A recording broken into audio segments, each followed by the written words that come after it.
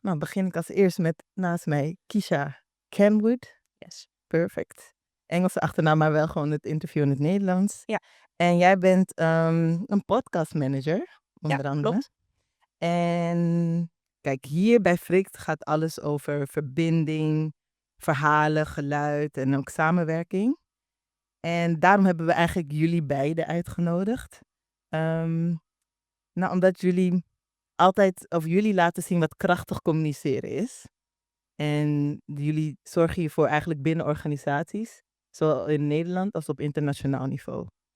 En jij helpt organisaties met hun interne communicatie om dat te versterken via podcast. En daar had ik zelf nog nooit van gehoord. Ik heb voor veel bedrijven gewerkt, maar eigenlijk de interne communicatie is nog nooit via podcast geweest. Dus ik vroeg me af, hoe ben je op dat idee gekomen? Ja, het is ook niet een idee van Nederland. In Nederland bestaat het nog niet zoveel. Een vriendin kwam naar me toe en die zei zo van, ik ben benaderd door een bedrijf in Amerika die interne podcast wil opzetten. Is dat niet ook iets van jou? Want ik werkte al met ondernemers voor externe podcast.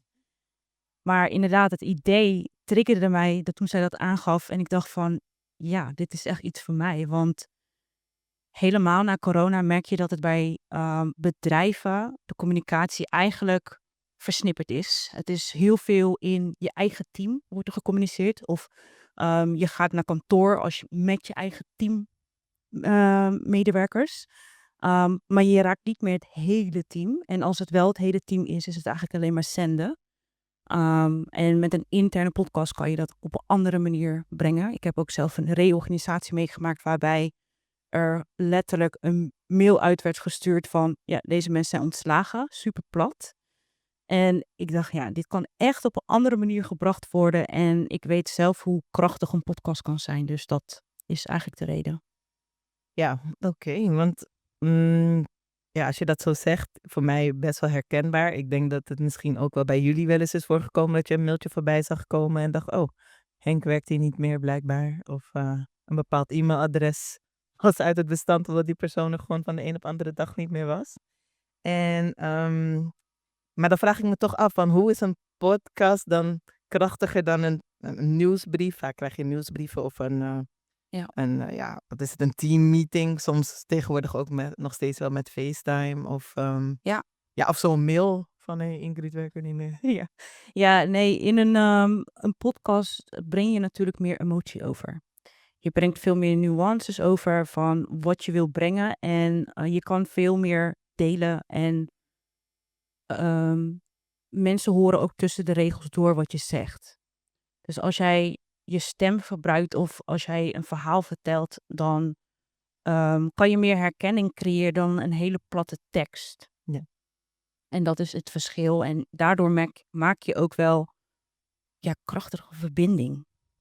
Oké, nou dus wat je vertelt eigenlijk, het is ook een stukje storytelling. Ja, zeker. En zorgt dat dan voor meer betrokkenheid van de werknemers bijvoorbeeld? Ja, je kan bijvoorbeeld, zo als het voorbeeld van een reorganisatie, ik bedoel, niet iedereen gaat begrijpen waarom dat er is, maar je kan wel vertellen waarom je bepaalde dingen of keuzes hebt gemaakt in de organisatie. En een deel daarvan kan dan inderdaad de herkenning daaruit halen, uit het verhaal. En een ander deel, niet iedereen ga je grijpen daarin.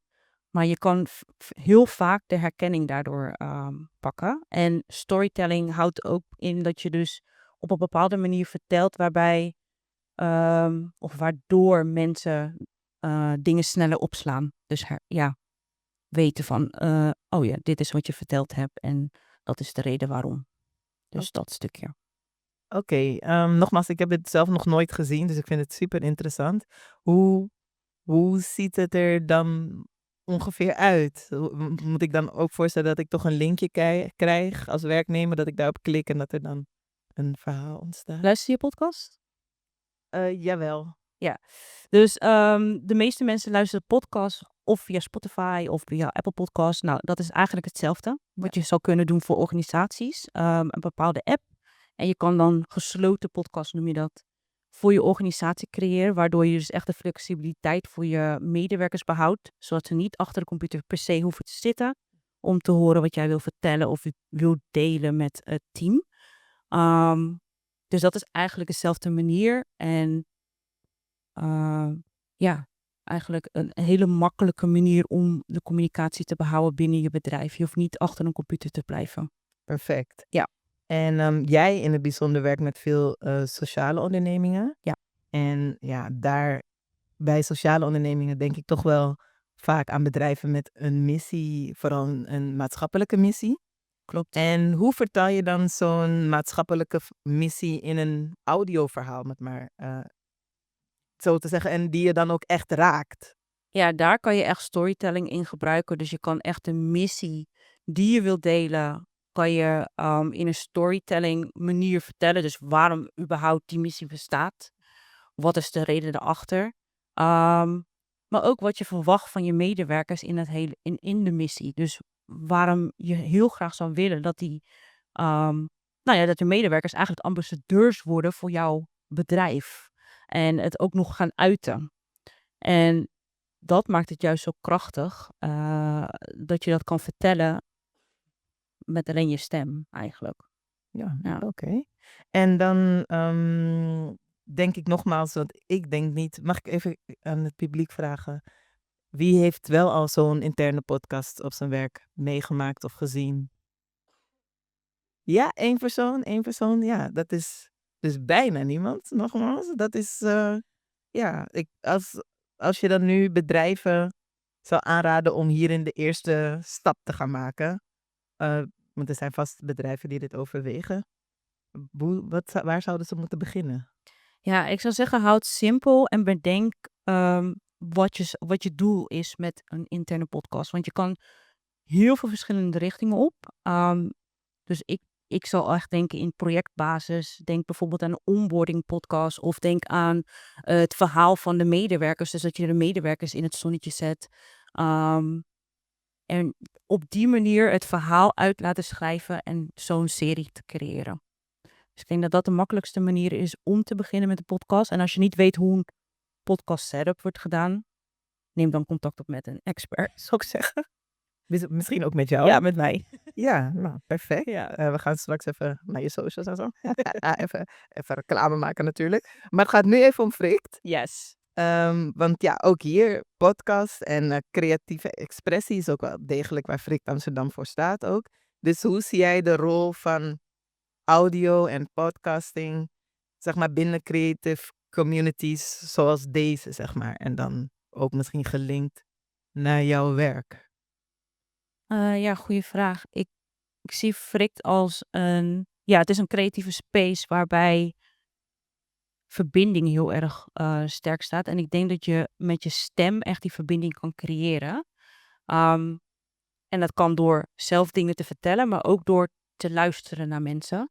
Ik denk dat dat ook wel echt sterk is, dat je soms ook gewoon je mond mag houden en mag luisteren en dat in je op kan nemen. En dat dat ook een krachtig element kan zijn.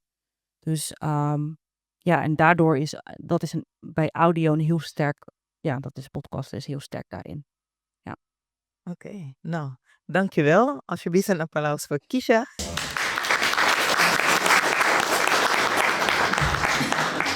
And now we're going to my other guest, Onyinye.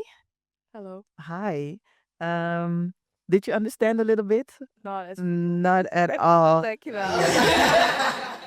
Perfect. Just to explain to everybody, she's been living in the Netherlands now for a little bit over a month. Yes. So welcome to the Dutch summer, I guess. The Dutch weather. But it's pretty nice. I mean, for fall, it's pretty nice. So it's like a kind of warm welcome.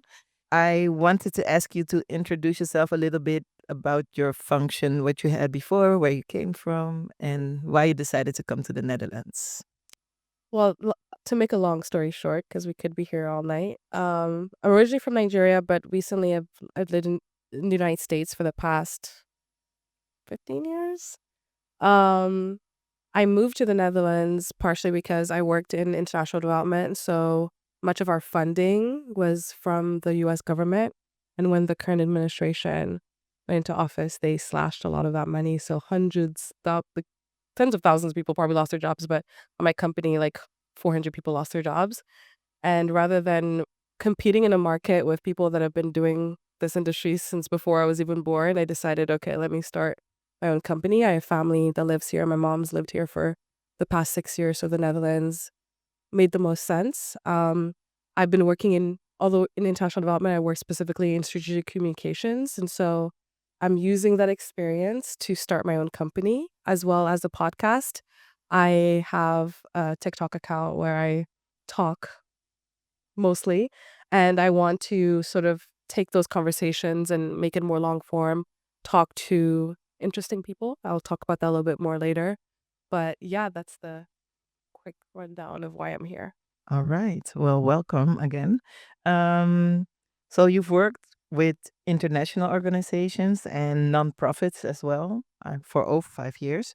So, what is one key lesson you've learned about communicating across cultures? Yeah, I mean, at least for me, the biggest lesson is that people are people everywhere. I think we tend to overthink it and overcomplicate it and then make people feel actually more different from us than we really are. Not just with my job with international development. I've lived in the Netherlands is the sixth country that I'm living in, and I'm 29 now. So I moved around a lot, and everywhere I went, it was just people are people everywhere. And when the way people can, at least for me as someone who, at least I felt like I've lived on the outskirts of different people's cultures, even my own. Um, it's clear to me that people's culture, how they communicate, what they emphasize on, is a huge part of their identity. And when you try to meet people where they're at, they usually appreciate it and they can tell that you're trying. Even if you don't speak the same language, if you meet people human to human, you can understand each other. And I think it's pretty simple actually to meet people where they're at. All right. And then you already talked about that you um, communicate like in strategics, but what's the difference between just functional communication within companies, strategic versus functional? Yeah, I mean, at the end of the day, I mean, whether personally or professionally, if you're working as a comms professional, there's a goal. As a comms professional, you kind of have to justify why you're in the budget, probably more than most other people. And so there's always a goal. Always you're working towards the organization sort of overall strategy. You're helping that, whether you're working marketing, strategic comms, or any aspect of it. So a big thing that you learn in comms is like smart goals, like measurable, time bound, and those things I think keep things organized and in check. Justifies your value, but also the storytelling piece. I think I know we'll talk about that next, but anyone could talk for any reason, and generally we talk for a reason. We tell a story for a reason. Otherwise, there's no point. Um, and when it comes, I think comms has to be strategic in order to be effective. Otherwise, there's really no purpose. You're just putting a lot of money into activities and tactics that don't lead to anywhere. So it has to have a plan, and it has to justify itself. Otherwise, what's the point? You combine communications and operations, and often these worlds clash. So, how do you create like harmony between those two?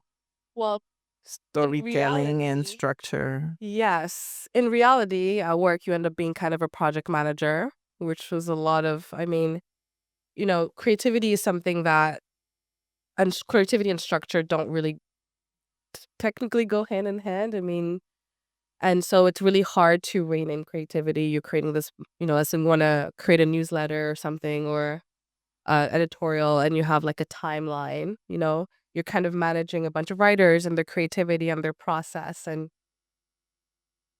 I think it does have a possibility of limiting creativity. However, going back to storytelling needing a purpose and narrative needing a purpose, we know what makes a good story. And a good story has structure, even though at the end of the day, a good story is also creative. Mhm. I think it's there is a function to the narration, to the structure in the creative process. However, it may feel like it's limiting creativity. I would like to say that if you're smart with it, if you know how to manage people, you kind of account for that. But a good story has structure, and it's, I don't know, it's kind of like with strategic communications, there's no point otherwise. Then you're just saying things and there's no point. You're just saying a never ending story and nobody cares. It's like you watch a movie, it's 4 hours. You're like, it should have ended like an hour and a half ago, you know? So it's kind of like if you want to be effective, you should be strategic and you should have structure behind your creativity to an extent, for sure. Many creatives and change makers around the world, they struggle with staying organized. So what tools or mindset have helped you stay grounded and while you were managing those projects or podcasts? And could you give us some tips we can use? Well, you are who you are. So I think you guys are like two extremes. I feel like I sit somewhere like squarely in the middle. I think I've come to find out that I'm a pretty creative person, but my comfort level is structure. And I will say now that I'm working on a creative endeavor and I have a bit more flexibility, I don't have to be in the office from 9 to 5. It's taught me a bit about myself and where I'm the most effective. And I think negotiating with yourself, getting to know what works for you. I know for myself, I can do like mentally tasking work in the morning. If it's past 2 p.m., I'm sorry, I'm not doing it. So that means I structure my day around that. I negotiate with myself because I'm pretty stubborn too. And I procrastinate because I'm kind of like a silent rebellion with myself. Like I don't want to do it. So when I have this sort of structure with myself, I'm like, okay, like how do you want to structure it? Okay, we can do really tasking work in the morning. We maybe do a fun activity in the afternoon. I go for a bike ride. And then in the evenings, I know I can do more creative work, more things for my company, for the podcast. And I feel like it's a conversation with myself and I actually look forward to those days. Most weekdays when I'm not in meetings or I'm going somewhere, I generally have this routine. And I feel like it's a bit different. I like routine. Not everybody loves routine. I think that's the only way I can function. But finding a routine that works for you, I think people think, oh, it has to be like this 9 to 5 scheduled or this template schedule. Some people, they do their best work at 2 in the morning. Then do your work at 2 in the morning. I think that's fine. So we don't have to be too strict on ourselves. Yeah, You're because supposed to be fun at the end of the day. Then what's the point if you're not having fun? If I'm not having fun, then I'll just be an accountant for the next 30 years and make a bunch of you know what I mean? Otherwise, so as long as it's still fun for you, then you will still do it. So, how do you see the future of creative collaborations in global cities like Amsterdam? I feel like the future of creative collaborations is in global cities like Amsterdam. Like I mentioned, I'm a third culture kid.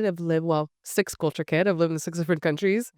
And I've never felt more at home with, at least connected with people the way that I felt in Amsterdam in like a month and 2 weeks.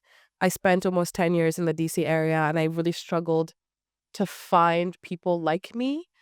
Um, so to see that there's such interesting and diverse and multicultural and bicultural people that are in this area, it's inevitable that there will be interesting people doing interesting things. And so because I've kept meeting interesting people doing interesting things, I literally started a podcast called Interesting People of Earth. I think it's not just, okay, you come here and you do your work, but you get to rub shoulders with other creatives and talk to I feel like where else to find interesting people, but creatives that are just trying to kind of find their footing. And in order to do so, you need to tap into a certain authenticity within yourself and you have to have a certain understanding within yourself. Those are the people that I feel like you can find in those cities that are unapologetically who they are. And I think that's the most fascinating people. And I think cities like Amsterdam, I don't know what it is about a city like Amsterdam, because you think the Netherlands or you think like the Dutch culture, but in the short time I've been here, I've seen this sort of like fringe on the outskirts that are all kind of talking about the same things but not talking to each other. And there's this like clear conversations that are happening. People think they're just talking to each other and they're the only ones that feel the same way. But a lot of people on this fringe, I guess, but I feel like it's a important part of the culture here, have a really important story to tell. And I hope to capture that. And I know that only a city like Amsterdam can you kind of find something like that. Wow, that's a big compliment to the city, I guess.